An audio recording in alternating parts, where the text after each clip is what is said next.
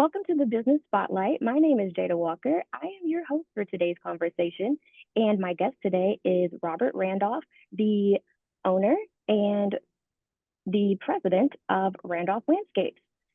We'll be talking a little bit about his business, the journey to business ownership, challenges, best practices, and share a peek of what it's really like to own and operate a business. So, thank you so much, Robert. Welcome to the show, and thank you for being here today. I would love for you to give us a little background about who you are and a little bit about your business as well. Okay. I'm a native Texan, Air Force family, world traveler by age 5, and born in Age San five, wow, Antonio. that's crazy. Born in San Antonio, but we traveled to Japan and Louisiana and Connecticut, and then back to San Antonio, Randolph Field. And my dad retired. We moved to San Antonio, went to elementary school, 6th grade through high school, MacArthur, Northeast Side. 78209 zip code apparently became some kind of posh address. Later on in life, I came across that notoriety and I just kind of chuckled. But yeah, near the Alamo Heights School District, which Oh, nice. had a lot of influence. But yeah, at Texas A&M graduate with a Bachelor of Science Landscape Architecture, and went back to San Antonio, worked at Los Patios, kind of a prestigious garden center retail place for a little while, and then moved to Dallas. I worked at Lambert's Landscape, another heralded family, prestigious Highland Park, posh landscape company, very artistic and high end. Let's see. After that,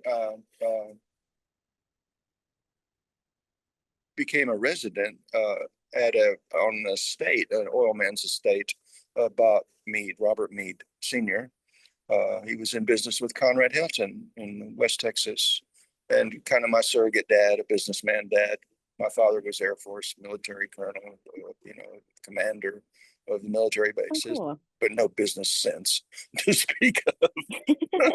He became a charter pilot for a lot of well-to-do people in San Antonio Oh, until that's his really death. cool. Yeah, interesting stories. But yeah, Mr. Mead encouraged me to go into business for myself after my stint at Lambert's, and that's where I began, living on the property, taking care of the grounds, and started the company, and had met a few prominent families in Dallas area that pointed me here and there. So just built a business card and we took it to the printers that printed all of Gene Street's restaurants, groups, menus, and things, and went from there. So spent time in Dallas for a good while and kept my business going. There were some ups and downs, and uh, moved to Oak Cliff, Stevens Park Village area, a hilly part similar to Austin's geology, upwelling some of the soils and stone and stuff. So always homesick for the hill country, growing up San Antonio and Canyon Lake, Medina Lake, and friends who had ranches and things north of the city. So it was fun. I got an offer to. I went to work for my cousin as a developer. His company had a subdivision in Dripping Springs, but the economy crashed right when I moved Hmm. here, 2008. So I had to resurrect my own business in 2009 with the help of the Apple Store. They had helped me learn to build a website in Dallas, starting by taking my computer to the store once an hour with an expert. And people were super kind to me, the Highland Park Apple Store, on my refurbished iMac in 2008. So I got a 6-month extension on the subscription called One to One. So I would go to Barton Creek Mall and work with people until the website was finished. And when I put it up, I said, "Oh, this is it. I'll be rich and famous after that." The work will just flow in, Oh like a my fountain, gosh. like the fountain down, like the springs in New Braunfels. and so and so Yeah, I did get some work, in the area, and I went and found a nice sized job in the spring of 2009 on my own at a friend's property where he had lived, but it was taken into new development for a condo complex above a Barton Springs pool called Melridge Place, 6 Oh, wow. condominiums. Yeah, it was kind of funny because they didn't have a landscape plan. They'd had some Hmm. permits, and I found the contact numbers for the construction people and designed something for them. I went to a couple of owners meetings, and the funny part, the shoelace situation in a meeting with one of the owner's second owners on a rainy day down there off Bolden. The I was presenting my plan, which was a shadescape with a lot of native plants and repositioning a lot of boulders that had turned up in construction as rock outcroppings to snug them into the ground to look natural. And the thought came to me to impress these people because they were from Arizona, young developers. I said, I'm the Stevie Ray Vaughan of landscape architecture. And the fellow looked at the construction superintendent. He said, where did you find this guy? So kind of funny. But so I got the job, nice sized job, $75,000 installation when the economy was in the dumps. So, Oh, wow. so built all that. And I act as a working foreman. So I find the subcontractors that do everything and harness them and act as a superintendent or a working foreman and observe their work as they go in to maintain integrity on a design and for safety as well. Big proponent of safety and to go slow in a timely manner, to not hurry up. People are obsessed with making perfection happen in no time flat, and that's dangerous. Hmm. The Yeah. construction industry and the machinery can kill you. And if you're hurrying unnecessarily, you have that situation present you without a announcement. So yeah, bearing those things in mind. So what the American Society of Landscape Architecture has decided to do was to create a category for people like me who do design hyphen build, people that do the work as well as the design. And that was my thought or creed getting out of school, because we just draw plans and there's no tactile uh, experience. If you just draw plans and don't build what you drew, you won't learn the ups and downs, ins and outs, and how to get better at design, and conversely, how to get better at construction and be safe and do some good work and improve your product for the client, whether it's a commercial job or residential, doesn't matter. It's all dirt. So it's all dirt, and you got to fix that first. And you have to give a Right. lecture. You have to give a lecture Yeah. on improving the soils. Down here is a green build wave, and that's what attracted me, besides being homesick and besides the subdivision that my cousin held out in front of me. But when that collapsed, my philosophy and uh, impetus just, kept going. Just, got to persist Well, and drive yeah, it's a through good thing those. that you kept going because a lot of people would have just quit. Well, I didn't really have that option. I still owned a house in Oak Cliff and rented that for a couple of years and then sold it. And down down the road we went. So just just trying to maintain uh, income, body and soul, and find some work. Yeah. The Yeah, there were some lead services that popped up when I was still in Dallas, and I accessed them somewhat successfully. And I just observed, quietly on the internet how things were growing there. Hmm. So anything that was for free uh, was fine. And the lead services charged some money, but you could get it back if the client was a dud. So I just kept a modest force working to find some work. There were some neighborhood chat groups and things, and I got a couple jobs from them. And what I noticed in the internet world, just like Facebook and the things now that people comment on, is that the temperament of society is varied on those formats and or in emails and or in texts. People behave and verbalize with the technology, maybe more coarsely, if not rudely. And when they see you in person, it's a totally different person if you're on the job site.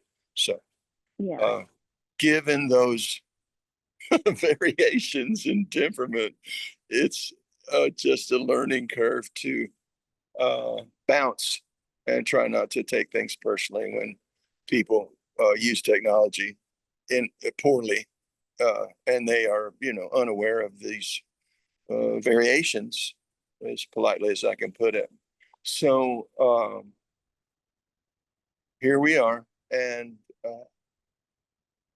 sourcing leads is a challenge, and I still find myself a little frustrated with clients and their uh, imperfections. They have uh, devolved, I'm afraid, given current events, politics, societal shifts, and Yeah. it's a very sketchy situation with some people, and I've had some bad experiences recently. Try not to be jaded on that point, but it's just a fact of society that people are greedy and expect something for nothing, if not everything for nothing. So guarding yourself, contractually, is a necessity, and the uh, range of people, still holds out hope, still holds out uh, promise for some good, for some, the good natured of people. It might be hiding at this point as we speak, and as the government turns into a reality show. And so, given those events, given those facts, uh, you know, misinformation, but I try to be truthful in all things. And Hmm.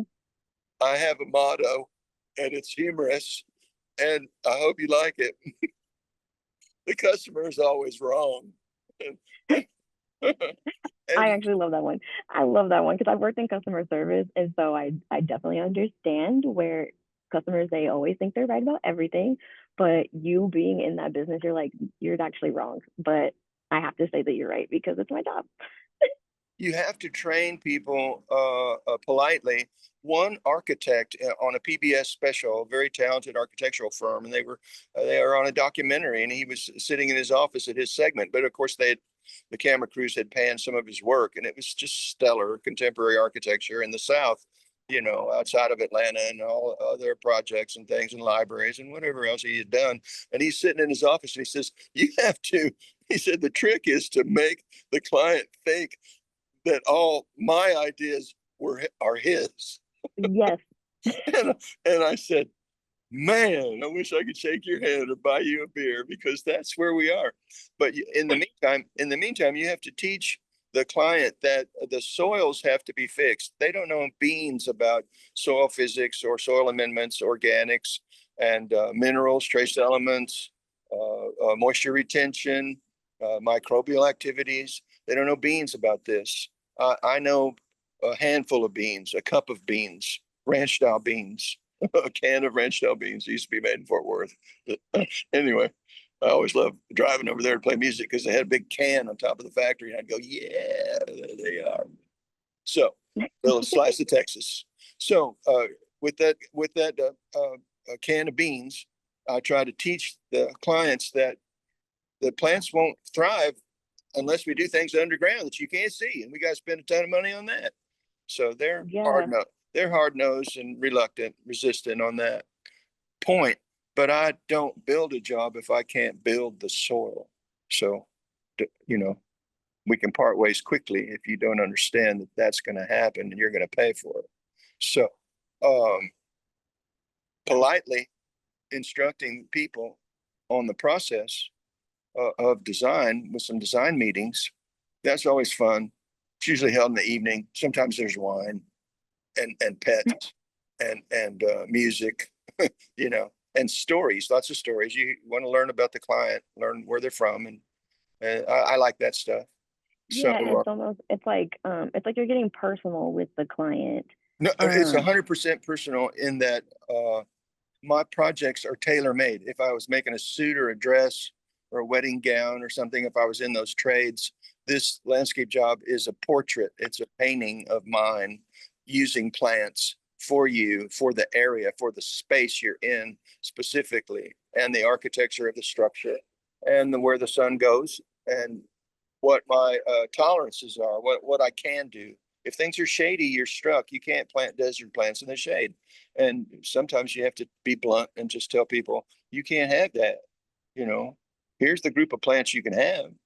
And uh, I have spent years on shadescapes, developing things in Dallas before I moved here. And finally, the mhm. nursery trades have come along. They came along with the native plants, and I was into native plants early.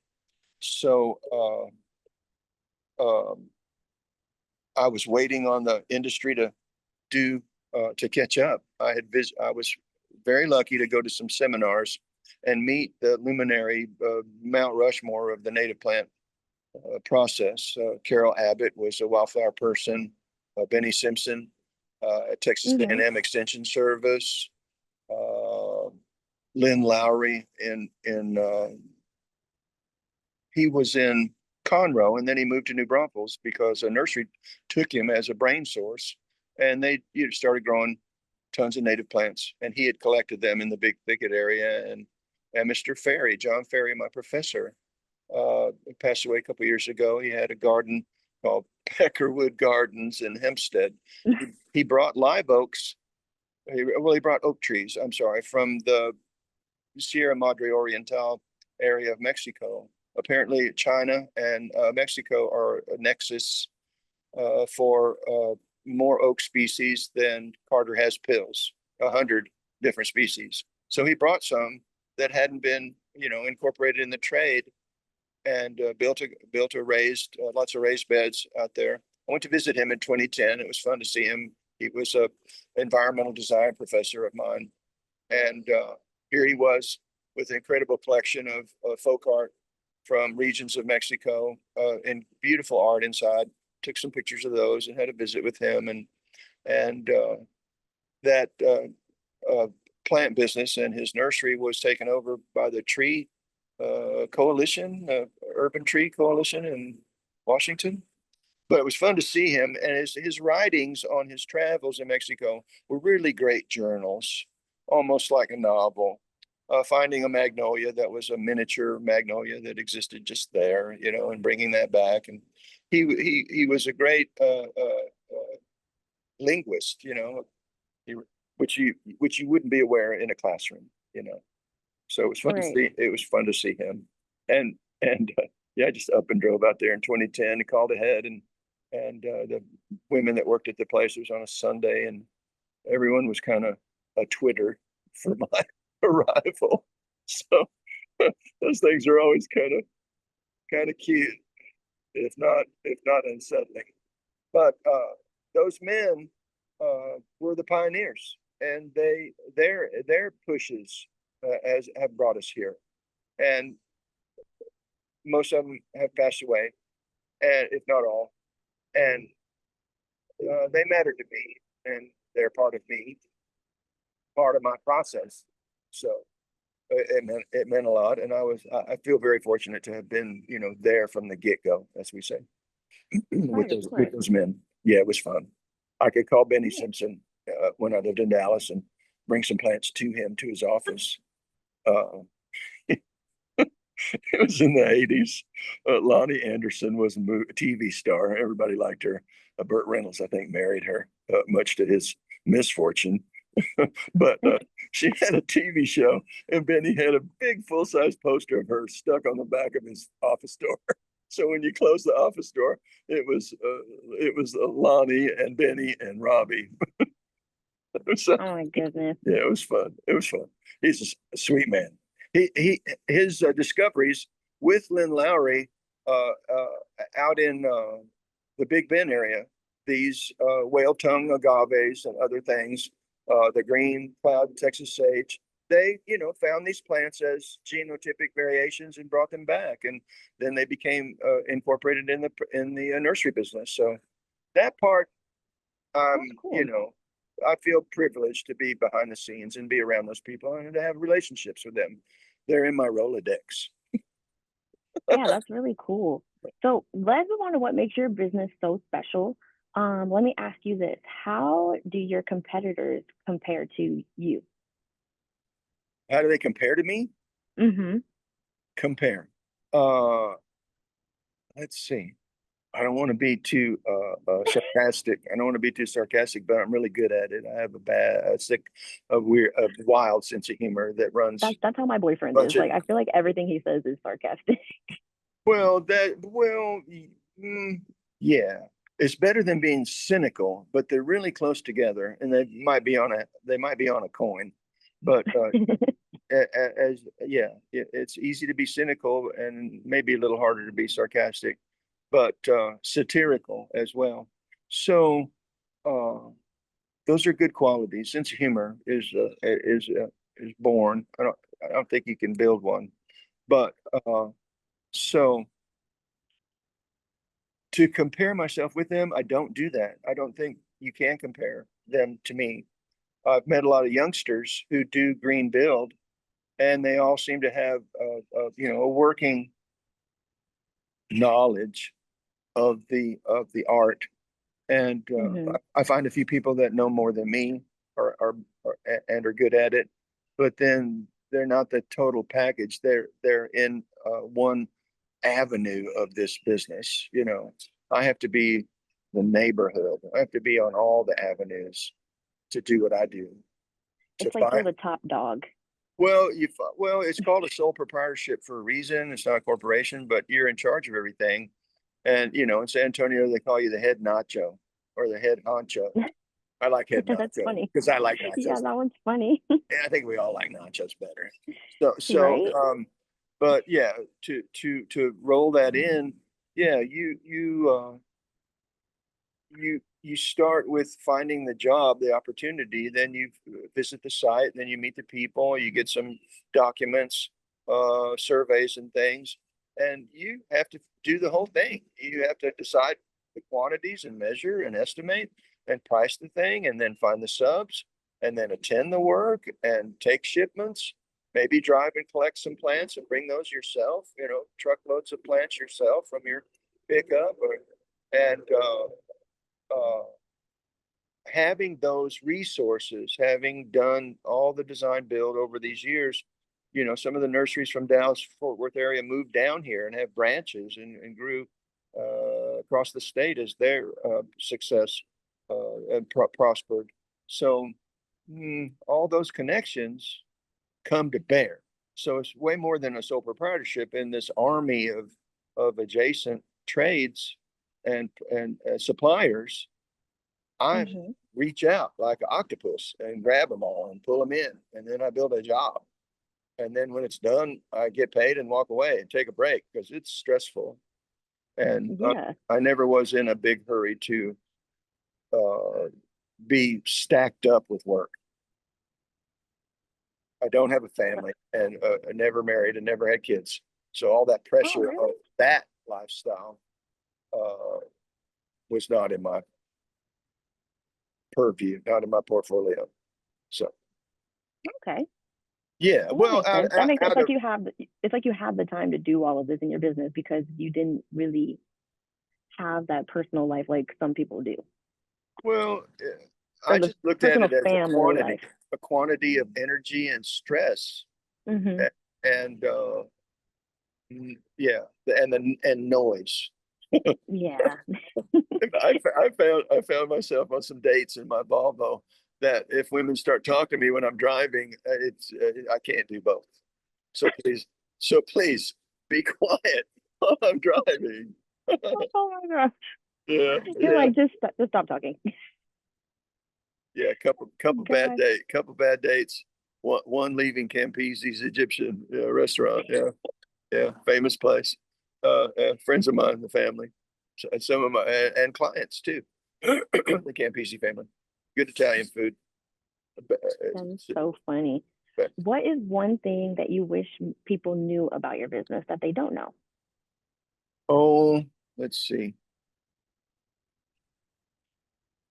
That I'm bad at estimating, so they get a real bargain. I, I don't charge. Yeah, I learned on the last job a couple years ago that I was way under, but the only reason I was way under was the client had a lump sum of money, and that's a danger. Hmm. That's a red flag. When they come to you and they don't have, and you haven't designed anything, and they have a fixed amount of money they want to spend, that's a danger sign. And no, Hmm. there's no sarcasm needed. That's what I've learned in the last 4 or 5 years. That they don't want to hear that that lump sum can't fulfill their dreams entirely. Right. So I'm the bad guy because I have to bring that news to the table. And it in the variations uh, over the years, when things went south and you left the job or had to pull off the job because of these impasses, their uh, their reactions and their behaviors have varied, and those have hurt my feelings as far as work, as far as my career, because I've been in business 45 years. I don't know everything, Hmm. but you can't tell me you're in the right with your position Yeah. because you're not. And if people who make way more money than you think they're right out of might makes right, or green makes right, gold makes right, uh, you're just going to have to walk away.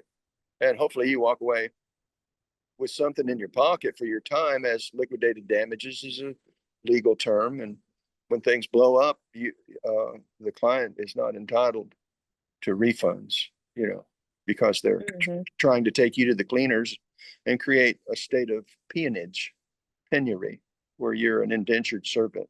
Yeah, we're not here to be indentured. I definitely get that. So this is going to lead me into the marketing side, which is obviously very vital to any business.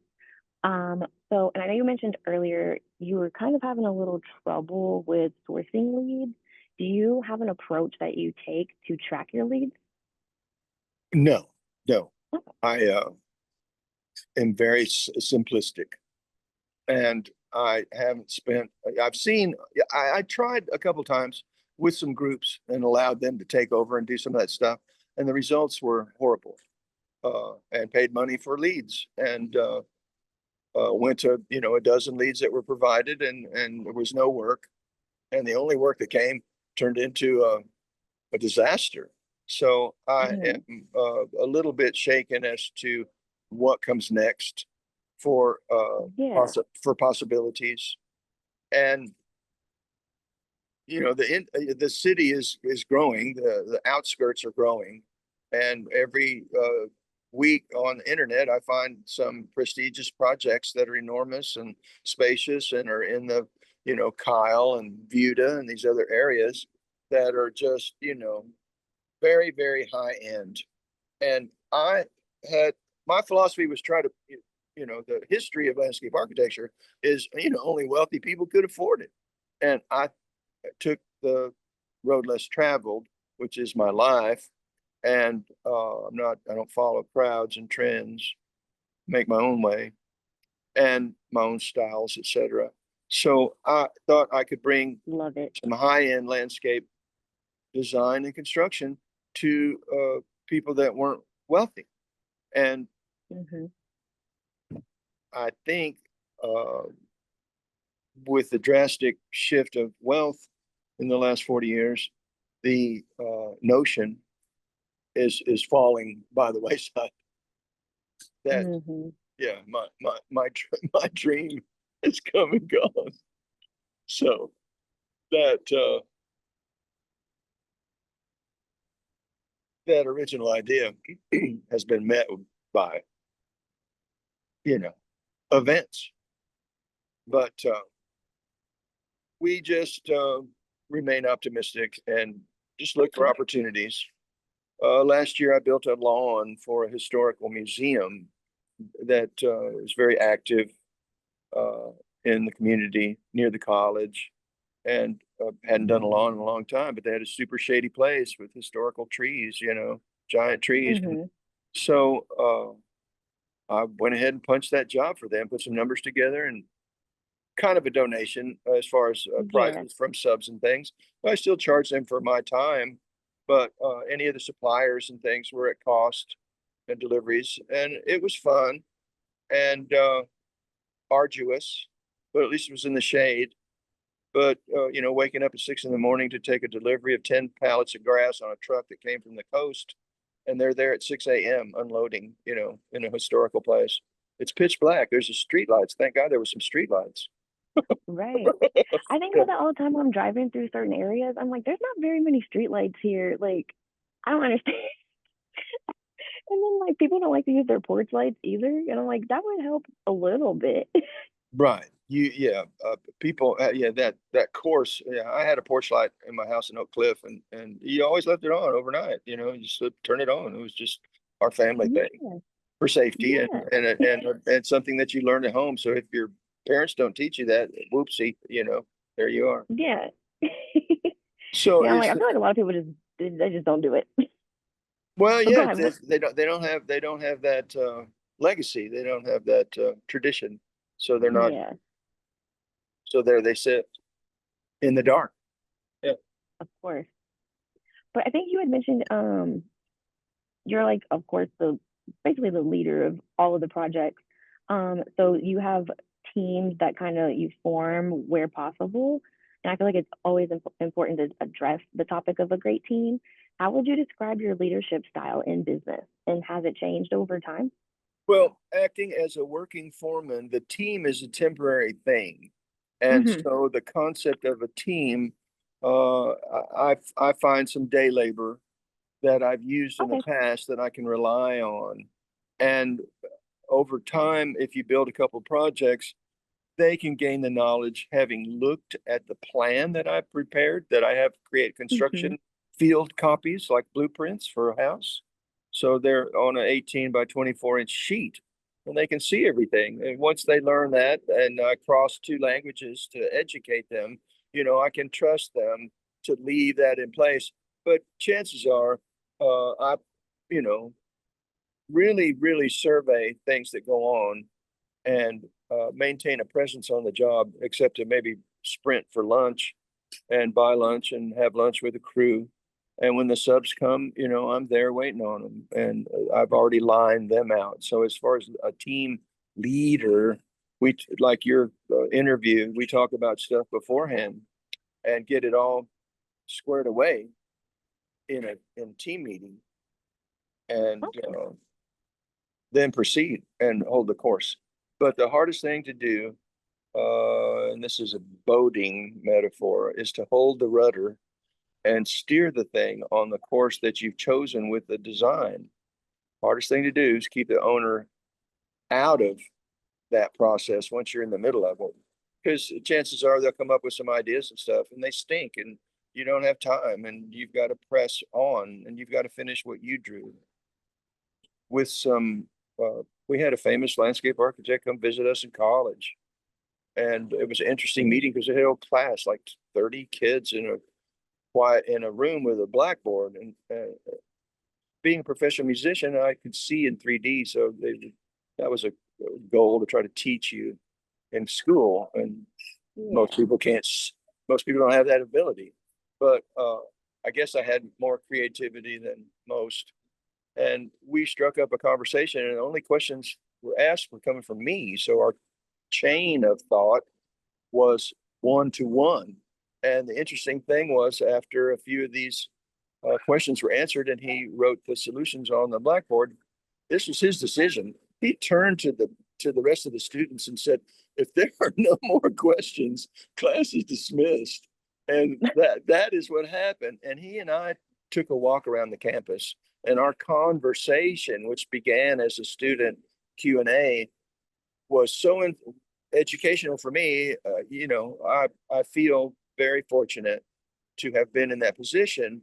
And what I learned and maintained is that designing is like sausage, making sausage, an infinite stream or a tube with meat in it, and it's on a belt and it's coming at you.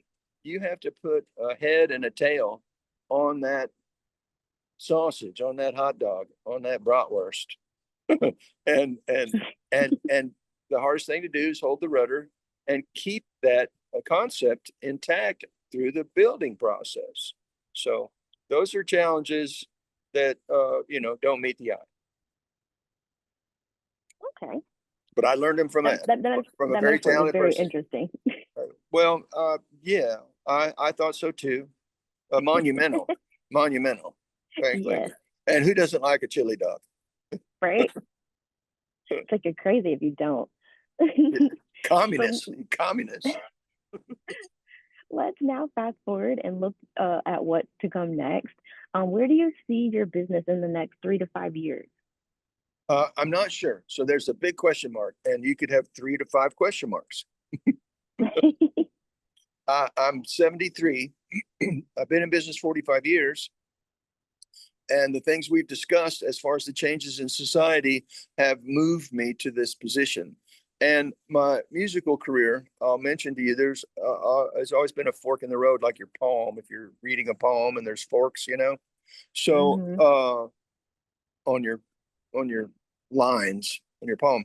So the thought to me, with resurrecting my musical career after absence for a year and a half,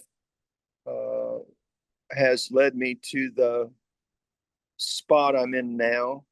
And with this, well, and plus my body, yeah, of course. my feet, my knee, my shoulders, my hands, a lot it's of like pain. You're starting to feel all of that. Yeah. Well, I mean, I'm bent, but I'm not broken. I'm bent, right. but I'm not broken.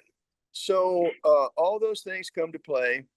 And the revelation I had, I went to a Aggie alumni happy hour, and a man who works at the Long Center, who's in charge in there somewhere, suggested I go by this restaurant, and that they had crawfish boils and things. So it was a Cajun theme situation. I worked for some caterers in Dallas and played a lot of catfish fries, crawfish boils, and other style cuisine being brought, private parties and things. And the people that worked those jobs, the music that I played mattered to them, just like food, just like a side dish, just like something you eat. And when that music is combined with that food and a cool place, that's an event. That's special. And these young girls that have finished college and are starting out, or maybe they're still in school, they've been going to this restaurant for food on Saturdays, and we played there, and just their enthusiasm for the music we played, which they haven't heard, the music that Stevie Vaughan and Angela Straley and Luann Barton, the Thunderbirds, plenty of other blues groups and things came down in the mid 70s, brought and kind of anchored the city. And so that's kind of come and gone in the 50 years since. And I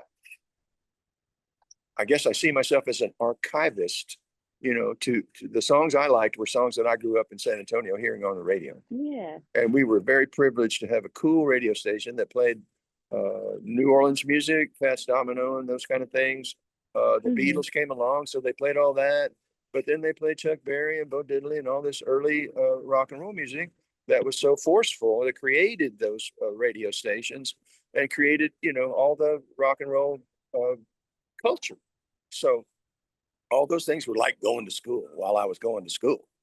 And so I just bring those back like a librarian. I'm sitting here at the library out front. So I act as an archivist and put that music in front of these youngsters, and they are really, really appreciative. And so I love that that. that That's makes awesome. me that makes me think I can maybe leave a fork out of the road and proceed down the musical avenue and try it Yeah. 100% hard rather than I don't think of it as a hobby because I've done it professionally and I get paid and I know what I need to Yeah. get paid. So I'm not that stupid. And yeah, oh man, you can use it for experience. Come play at my place and I'll make thousands of dollars. It'd be a good experience for you. We always laugh. Musicians were Yeah. wrapping up the wires or cleaning our guitar strings after the job. That's an in-house joke. So yeah, so we have a residency at Little Easy on Cesar Chavez, 5000 East Cesar Chavez, and 7 to 9 p.m. on Wednesdays, starting in September.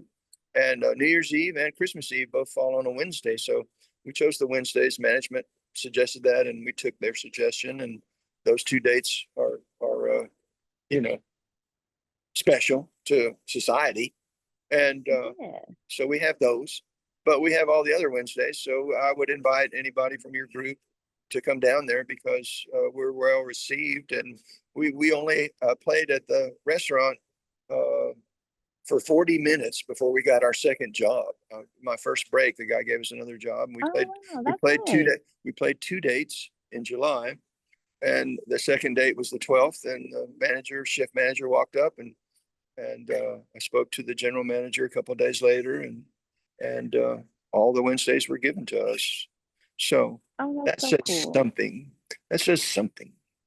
And Yeah, so it's like you could literally just fall into that if that's what you wanted to do. That's well, cool. falling is one thing. I got to be worried about Or falls. I'm too jump back old. into it. I'm too old. I'm too old. They tell you a fall will kill you when you're this old. Anyway, Yes. Oh my God. It's like it's um, funny, but it's not funny to laugh about. oh no, death is funny. Yeah, as long as it's not yours. Yeah. But even your own death could be seen as funny too. It's Oh eventual. my There's no God. reason to struggle against it. And who says I know when I lived in Fort Worth there and Dallas and played golf and music with my friends and went Hmm. to the Colonial Golf Tournament, I always had a funny dream story that I dreamed about heaven.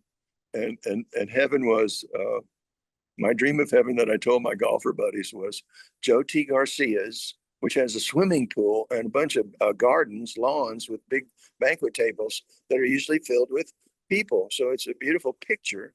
And Joe T. Garcia's outdoors and Pebble Beach Golf Course and St. Andrews and maybe two other golf courses would be outside that region. And I said, that sounds like a good image for heaven. So I don't play golf anymore, but the picture is still a good picture.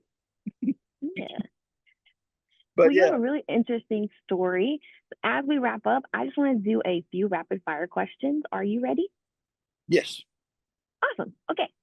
So, what is the key to success for you?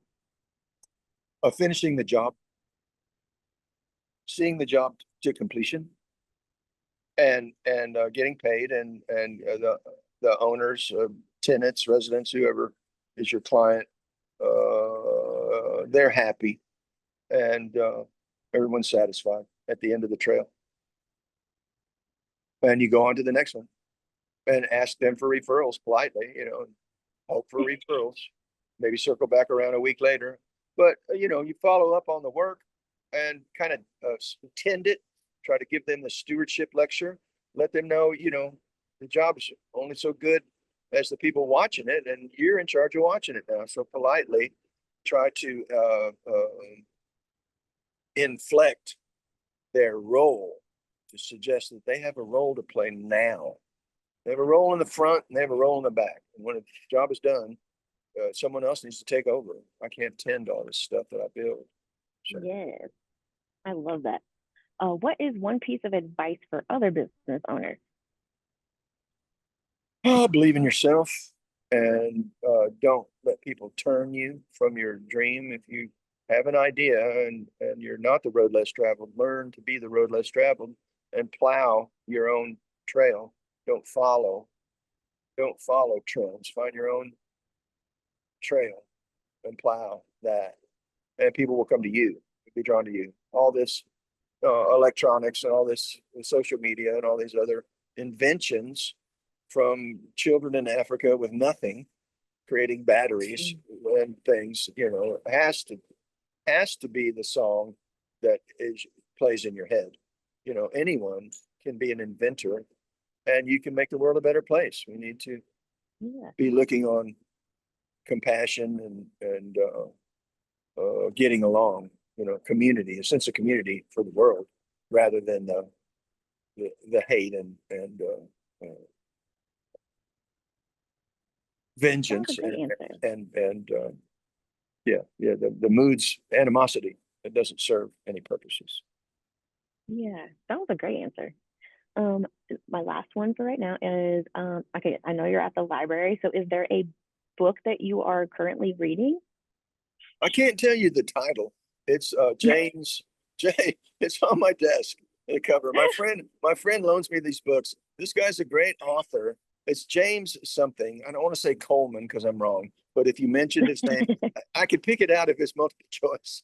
But I don't really know the names of the songs that I play a lot of times or the writers. Sometimes I don't either. Yeah, I'm like, I know the artist, so but I don't know the name of the song. I played in a Cajun band. We played a ton of Zydeco, and my good friend Dennis Cavalier played accordion, and he had adopted this style, and we've knew each other for years, and I just know how the songs go, and I know where there's some harmony parts, and a lot of it, it's accordion based music, and it's basically a groove, a one chord vamp, but there's some stops and changes and stuff.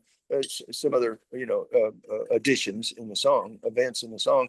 But yeah, I didn't need the list.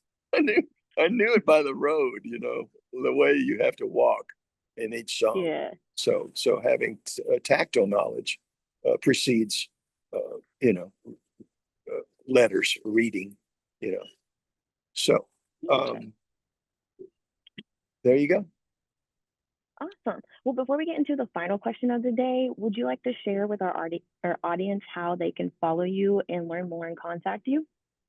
Oh, yeah. The LinkedIn page was built for me, and so my time spent on it is pretty minimal. But thank Kay for finding me, and I'm anxious to talk to her more going forward.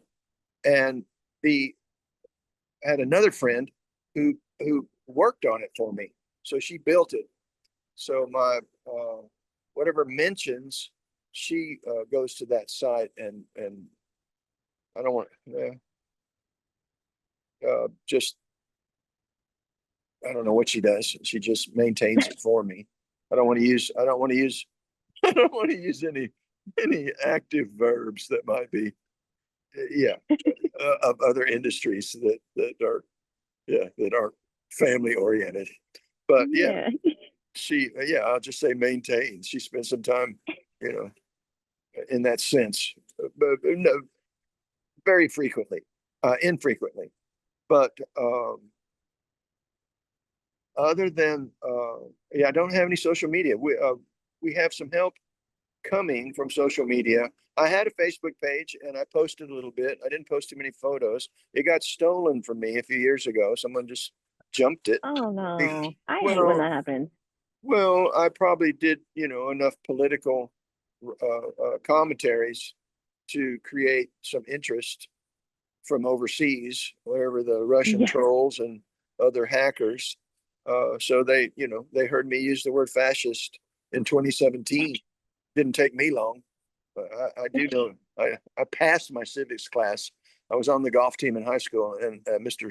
Sitten was our golf coach. So you got to pass civics. I think we need to teach civics, and we need to teach ethics and logic, where morality will come into play, and teach people how to think and decide and know what's correct and what's not. So yeah, those things were out there for me, and the site was taken. My website is randolphlandscapes.com. GoDaddy helps me with that. And I recently paid extra, so it has the secure appointments on it. And Oh, it's been cool. up for a long time. I built that with the software and help Oh, from cool. the Mac professionals at the Mac store, both here Oh, and nice. in Dallas, and some photographers, so catalog photographers, product photographers, merch photographers in Dallas who were moving to digital format with their cameras. So they took some photos and then digitized them so I could download them in the old CD slot, on the iMac back in the day. So I am what am I? I'm analog. So you're not going to find me, running down the road with all the new toys, but I bothered to do the requisite, the minimum, Yeah. whatever, as things change. And I read a lot and watch things change and I go, huh, but I don't have the funds to spend on all that noise. And if Yeah. I get a few jobs a year, I'm happy. And that's the way I've been for 45 years, is to do a couple projects a year, a few projects, and take your time with them and do a great job and leave them in good stead and go on and just stay optimistic about the work generated can create some new work for you. Yeah. Awesome. Well, we've come to the final question of the day, and that is, what is most inspiring to you today? Well, I guess the youth. There's a group of people that are speaking out against the noise, and they are making themselves heard, and their devotion to a sane society that is level and is fair and equitable is building momentum, and that everything boils down to who's in charge. And if you're and puts you in charge of more things than just the United States. So Yeah. as the United States goes, so goes the world.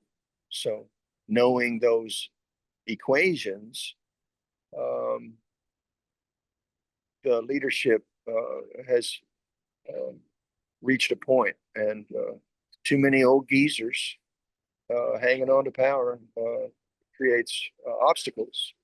So I'm hopeful of the youngsters getting their Yeah. toehold. They need to get their toehold, and they're going to have to put on some boxing gloves. Yes. I told Lloyd Doggett in some emails that he needed to take boxing lessons because I don't see any combativity, if that's a word, combativity out of him. They use the word "we're fighting for you" as a voter. Well, that's yeah. Till you show up on You're camera like, with no, a you're not. till you show up with a bloody nose on camera, you ain't fighting for nobody. You need to Right. you got to double your fists and use it, because you're going to get stomped. And right now the stomping is proceeding, and the efforts from the sane parties, sane organizations need to be collated. They need to join forces and fight the power, because Yes. we're heading in a bad direction. Yes. Slip We sliding, really are. slip sliding away. That's right. Yeah, but I love that answer. But was a great conversation. I really enjoyed hearing your story. So thank you for sharing. Also, I just want to encourage all of you watching to save this show and come back and watch it again, because Robert really did have some great insights for business. Don't forget to like and subscribe to our channel so that you can get notifications every time a new conversation drops, just like this one. Thanks to everyone who joined us today, and a special thank you to Robert for being with us today. We really appreciate it. Thank you, Jana, for the opportunity. And yeah, I look forward to seeing the product, and look forward to any comments, and happy to answer some questions if they're left on the site.